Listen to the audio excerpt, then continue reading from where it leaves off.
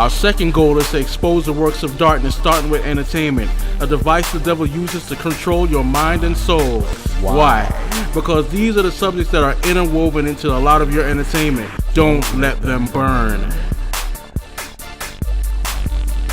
This is Chris from Don't Let Them Burn. Welcome to our movie review of Logan. I want to remind everyone that this is a Christian review, so if you get offended very easily, now is the time to leave.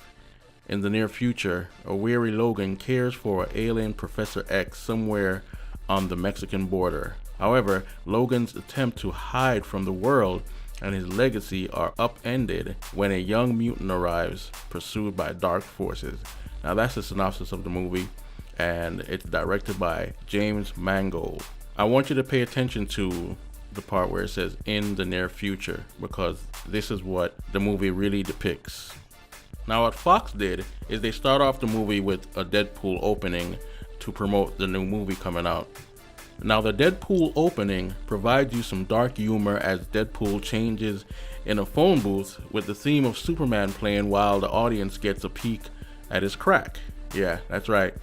Why any man would like to look at Ryan Reynolds' butt crack is beyond me. It just shows you the homosexual overtone that continues to be pervasive in today's films and TV shows. Does anyone remember when director Bryan Singer did the same thing with Wolverine in the X-Men Days of Future Past movie? It wasn't cute then either. The reason why Deadpool was changing in the phone booth was to save someone that was getting robbed in the alley. He ends up being late, the guy gets killed, and that's supposed to be funny. What Deadpool does is starts to talk to himself and the dead victim while the audience laughs at it. Moving on. Now, as you know, the Logan movie is rated R, so the amount of violence is there, but it's not gratuitous or grotesque. Logan is a death dealer, and so he lives up to the nature of his character. The language is also expected, but since I really don't care to hear any of it, it made me not as engaged to the film as I would be if the language wasn't so pervasive. The movie opens up with Logan sleeping in his limo, and some guys are outside trying to take the rims, and it ends up, of course, with violence and Logan dismembering some people, and then it progresses to where he goes up to meet with Professor X and Caliban. He's a mutant that can sniff out other mutants, and he's very intelligent. For those of you that have been following the franchise, you'll remember that Caliban was in part of X-Men Apocalypse. We found out that Professor X is ill and is suffering from the psychic seizures, and he needs to be sedated by taking ibuprofen and some serum that's in a syringe. An interesting part in their dialogue is Logan mentions to Professor X that they once thought that they were part of God's plan. Wolverine goes on to say, maybe we are God's mistake. The problem is, they believe that they are highly evolved beings and not even human. None of this is part of God's plan. Furthermore, God never makes mistakes. Moving on, you'll see a lady that's trying to find Logan and get his help, but he's reluctant to because he doesn't know who she is and what she's about. And she offers him money to take her and a young lady to a foreign location. She ends up dying, and the young lady stowaways inside of Logan's limo. From here on is where most of the trouble starts. Before, a man named Donald, who was part of the group called the Reavers, ended up talking to Logan and telling him that someone is trying to find him, but that person is who he's looking for. He doesn't really want Logan, he wants that person. Now the young lady, who's also named Laura, or X-23, is very feral and efficient when it comes to killing her enemies with impunity, which fits her character as the way she was brought into the world by genetic experiment. She happens to have the DNA of Wolverine and has apparently gone under some method of lining her skeleton, or at least her claws, with the fictional metal adamantium. This is the same metal that is poisoning Logan. She's pretty unforgiving and fearless. She first shows this when one of the Reavers are sent in to capture her, and she comes out and throws his severed head towards the other Reaver. Some of the brutality done to this child was kind of blunt. For instance, she gets harpooned by Donald, the leader of the Reavers, and the effects are quite convincing. But before that fiasco, Professor X, who is also a mutant, he communicates with X-23 with his demonic psychic powers. In fact, he knew of her existence because of these powers before she arrived on the scene. These are the same powers that killed off many of his own kind when he lost control of it through the same traumatic seizures. He's what some would call an alpha class or omega class mutant. They're very powerful. Also capable of astral projection, which also comes from a demonic source. Now, since most heroes are born or developed in a lab, the movie hones in on this premise to give a backstory to X-23, also known as Laura. An American company named Transhumanism has an operation in Mexico that does experiments on young mutants that were taken from their mothers who were artificially inseminated for a super soldier program. When they made a breakthrough with X-24, they started shutting down the program and putting these children to sleep, or killing them. Super soldier themes have been in the comics and sci-fi for decades, but now these kinds of programs are on the rise in the real world. So this is a form of predictive programming.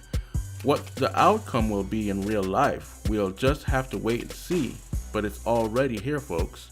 And since we're on the subject of genetics and technology, the world that Logan is in isn't too far away, as mentioned in the premise. On the road, they have autonomous drones, truck drones, that fill the highways and pose a potential danger to humans if they veer off course. I also mention this because truck drones and all sorts of other drones are going to be commonplace in this world very, very soon. All you have to do is do your own research. You also have a transhumanistic world where people act like men faced with machines, i.e. the Reapers, are commonplace. Dr. Rice, the villain, isn't that interesting and only serves as a character to move the plot point along. Although his character seems to be faithful to the comic, he just seems like just an evil doctor with some ideology taken from the Nazi era and Monsanto. He describes how they wiped out a lot of mutants by placing derivatives into the food supply, and now they want to make their own mutants. Now, in the middle of the movie, Logan, Professor X, and Laura, who's X-23, have an encounter with a Christian family. I already had a feeling that when the son gave his iPod to Laura, that he was going to die somehow. It turns out that the whole family dies. After all, it's actually Christians and truthers that warn of some of these themes peppered throughout the movie. It just seemed like some sort of metaphor on how the Judeo-Christian thinking needs to be wiped out for progression. I also found it interesting that they did this through proxy of the character X-24, who is basically a clone of Logan and has absolutely no remorse and is also feral in his killing, and is just there to get the job done. He takes out Professor X, who, interestingly enough, is the only one that Logan checked on to see if he's alive. Now, X-24 goes above and beyond his duty to take out the crew of men that came to harass the Christian family for what Logan did to them a few moments prior. The dad from the Christian family ends up still alive and temporarily takes out X-24 with some farming equipment and decides that Logan has to go too, since he's an abomination also. But before that, he dies from his wounds after the gun clicks because it's empty. In the final act of the movie, we see the brutality ensue as Logan takes a regenerating syrup, which he was warned not to take the full dose of. He temporarily becomes more superhuman than he already is. It's like it was taken back to where he was in his prime. The kids which he tries to protect in order for them to cross the Canadian border start to manifest their occult abilities in a reckoning and violent way. It's like no one on either side has any mercy whatsoever. All that matters is that the enemy is vanquished. Now, another interesting point is at the end of the movie, the cross is leaned to the side to seem like an X on the grave of the hero. There are many ways to interpret that. The X means no identity, so I'll leave it up to you. Another interesting part of this movie that some might have picked up on is X-23 has a rainbow on her shirt. Now, I don't know if this means anything about her sexuality or the New Age movement, which the rainbow represents us connecting to Lucifer. I don't know, but it's very interesting to me. I purposely left out some parts of this movie because it would take too long to go through every detail. But if I missed anything that was interesting to you also, please leave a comment below. See you later.